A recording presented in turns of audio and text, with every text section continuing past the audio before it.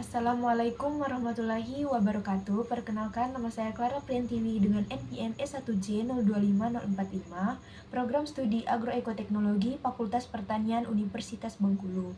Di sini saya akan mempresentasikan hasil project based method saya pada mata kuliah botani dengan dosen pengampu yaitu Ibu Dr. Insinyur Uswatun Nurjanah MP.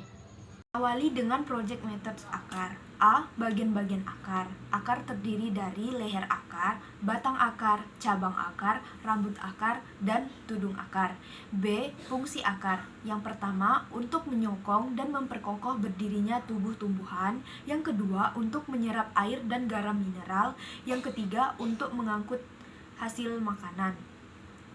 Sistem perakaran pada tanaman stroberi yaitu menggunakan sistem perakaran akar tunggang karena stroberi termasuk ke dalam tumbuhan dikotil. Selanjutnya, project methods batang.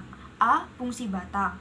1. Untuk mendukung bagian-bagian tumbuhan yang ada di atasnya seperti daun, bunga, dan buah. Yang kedua, sebagai organ lintasan zat makanan hasil fotosintesis dari daun ke seluruh tumbuhan. Yang ketiga, sebagai organ lintasan air dan mineral dari akar ke daun. Yang kedua ada karakteristik batang stroberi. Yang pertama itu batang stroberi jelas berbatang, memiliki batang basah karena mengandung banyak air dan teksturnya lunak. Yang kedua, berbentuk bulat. Yang ketiga, arah tumbuhnya itu tegak lurus ke atas. Yang keempat, permukaan batangnya memiliki bulu-bulu halus. Yang kelima, percabangannya simpodial, yaitu antara cabang dengan batang utamanya itu tidak terlalu jelas memiliki perbedaan. Yang terakhir, termasuk ke dalam tanaman biennial. Fungsi daun itu ada 5. Yang pertama, untuk pengambilan zat-zat makanan atau resorpsi, terutama yang berupa zat karbon dioksida. Yang kedua, tempat untuk pengolahan zat-zat makanan atau asimilasi. Yang ketiga, tempat penguapan air atau transpirasi. Yang keempat, sebagai organ pernapasan atau respirasi. Dan yang kelima, merupakan tempat terjadinya fotosintesis. Yang kedua atau yang B, bagian-bagian daun. Daun itu memiliki helaian, tangkai, dan pelepah daun jika daun tersebut merupakan karakteristik daun berdaun lengkap.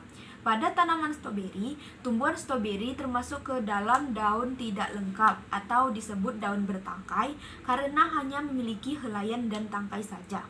C. Hasil identifikasi tanaman stroberi. Yang pertama itu bentuk daunnya daun majemuk menjari beranak 3. Yang kedua, ujung daunnya itu membulat, pangkalnya tumpul, pertulangan daun menyirip, tepi daun bergerigi atau bertoreh merdeka karena sinus dan angulusnya sama-sama kecil.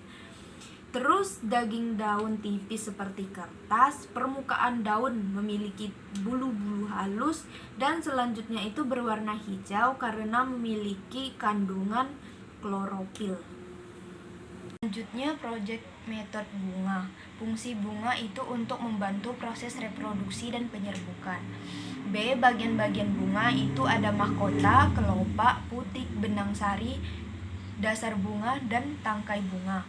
C.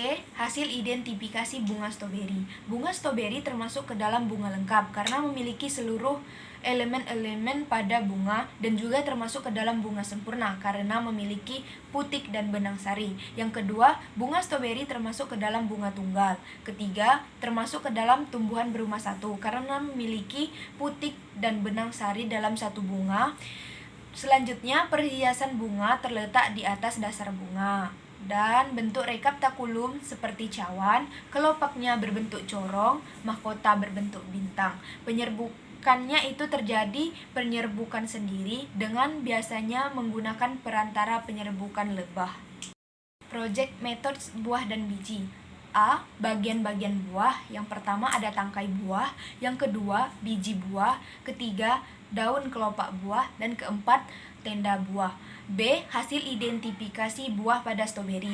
Buah stroberi itu termasuk ke dalam buah semu ganda karena stroberi bukan berasal dari bakal buah melainkan dari organ bunga yang berubah menjadi buah. Bagian bunga yang membentuk buah adalah dasar bunga. C. Bagian-bagian biji. Biji itu terdiri dari kulit biji, inti biji, dan tali pusar. D. Hasil identifikasi biji pada tumbuhan stroberi. Yang pertama itu termasuk ke dalam biji tertutup atau dikotil, dan yang kedua tipe perkecambahan pada tumbuhan stroberi yaitu epigeal. Yang terakhir ada organa metamorfa. Pada tumbuhan stroberi, organa metamorfanya itu berupa stolon atau geragi, yaitu merupakan batang modifikasi yang menjalar secara horizontal di atas atau sedikit di bawah permukaan tanah. Bagian ini memiliki ruas dan buku yang dapat memunculkan tunas serta akar baru, sehingga berfungsi sebagai alat perkembangan vegetatif alami pada tumbuhan. Sekian presentasi dari saya akhiri. Wassalamualaikum warahmatullahi wabarakatuh.